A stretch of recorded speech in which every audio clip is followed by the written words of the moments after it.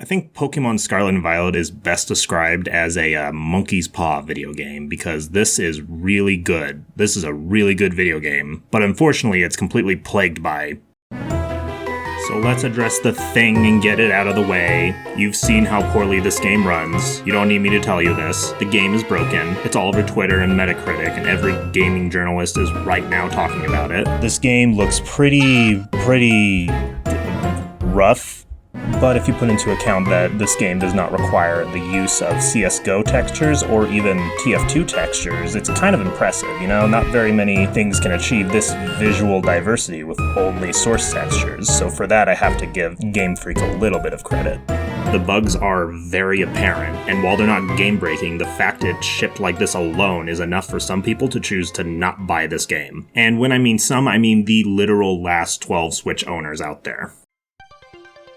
The big thing about Scarlet and Violet is the open world. This is something people have been wanting in a Pokemon game for actual years. Legends Arceus proved that the gameplay loop of Pokemon does benefit from an open world. The exploration and collecting is just a seamless and fun experience. But if you are like me who enjoys the strategy of Pokemon battles and not only doesn't complete their Pokédex but rarely fills row 1, box 1 in a playthrough, then Legends Arceus leaves a lot to be desired, you know? Its gameplay loop is very strong and its core mechanics are very good, but there just isn't enough things to do, not enough miscellaneous goals and activities to keep my interest. Scarlet and Violet was seemingly developed with this issue in mind and is based around it. This entire game is just miscellaneous goals and activities. There are 18 different objectives for you to complete, 8 gyms, 5 base raids, and 5 Titan Pokemon. And it's your job to go out into the world and push them over in whatever order you want. This is the exact setup that so many Pokemon fans have been dreaming of for years now.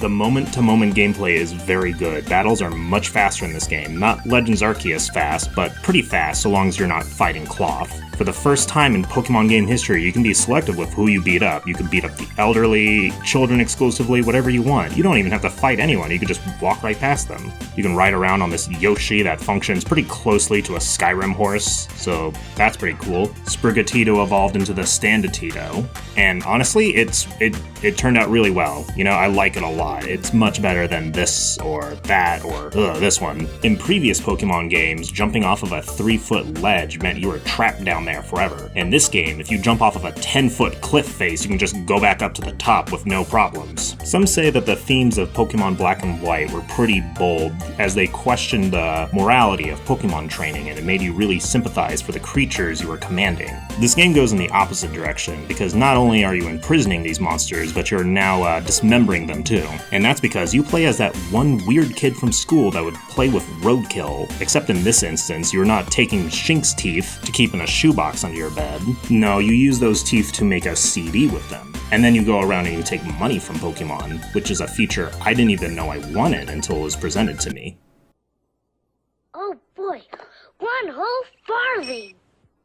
This game has Terra Raid battles, which are kind of like Dynamax Raid battles, except they're actually fun. But unfortunately, like Dynamax Raids, the multiplayer is really bad and is possibly worse since these raids are real-time and not turn-based. There are some other issues, like how there isn't a set mode for some reason. The cutscene skip button only skips one cutscene from what I can tell. The pop-in is really bad. The rock mushroom doesn't work. Your rival's this freaky stalker. If you're going, can I have your lasagna?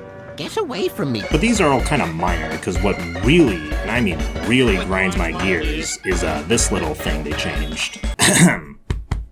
To whoever at Game Freak who decided and approved the decision to change the B button from being the run button like it has been for 20 years to the slow down and sneak button, you need to be fired and blacklisted from video game production. I imagine for those who loved Legends Arceus, the removal of features such as the game's signature catching mechanics are going to be sorely missed. For me though, the biggest losses are the frostbite and drowsy statuses, and the mechanic where your player character could die to an actual bear attack. It's time for a story, it's time for a story. Imagine there's an art class, and Mr. Freak is one of those kids in that art class, where their art is pretty consistent, maybe doesn't have a lot of emotional depth, but it has a lot of charm and style, and it's very nice to look at. But then one day they try something different, and it turns out amazing, with everyone loving it. And from that point on, they spend the rest of the semester trying to replicate the exact same success, even if it's at their art's detriment. And I mean to a real detriment. This is how I would describe the story of every Pokemon game that came after Black and White. And since Sun and Moon, they have seemingly confused good storytelling with exposition dumps. Some may argue that this trend started in X and Y, but I disagree, because the characters in that game do this amazing thing where they walk and talk at the same time. This is all to say that I am not the reviewer to watch for an opinion on the story. I do not care at this point. Sun and Moon has just really lowered my tolerance for dialogue in video games as a whole. The moments I wasn't pressing A, I was bullying people. So that was really fun, wasn't it? Desmond, you look so funny on that roller coaster. Charlie, did you take any photos? No. I imagine some people will probably be asking me if they fixed the EVs and IVs like I was hoping in my previous video. And in a way, the answer is yes. Yes, they have, because you see, if the RNG is broken in a way that sheer cold, the one-hit KO move always hits, the stats of a Pokemon are kind of irrelevant, really.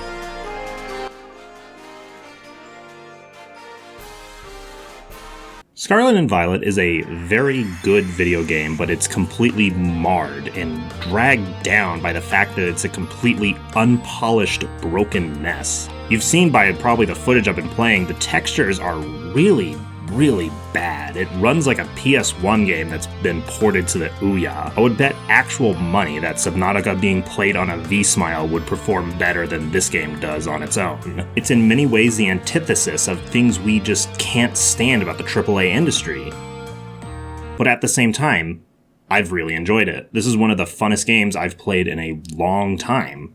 Some of my closest friendships were made over Pokemon, and unfortunately many of those friends go to colleges in different towns. But over Thanksgiving, we got together and we had a bit of a Pokemon night where we played around with the new multiplayer, we did a bit of team building on Showdown, had a little tournament, and just hung out having a good time talking and laughing. I bring this up because Pokemon games are very good at bringing people together. They naturally cultivate communities because there is so much player competition and cooperation naturally built into the DNA of Pokemon. There's a very good video by Captain Christian that delves more into this subject.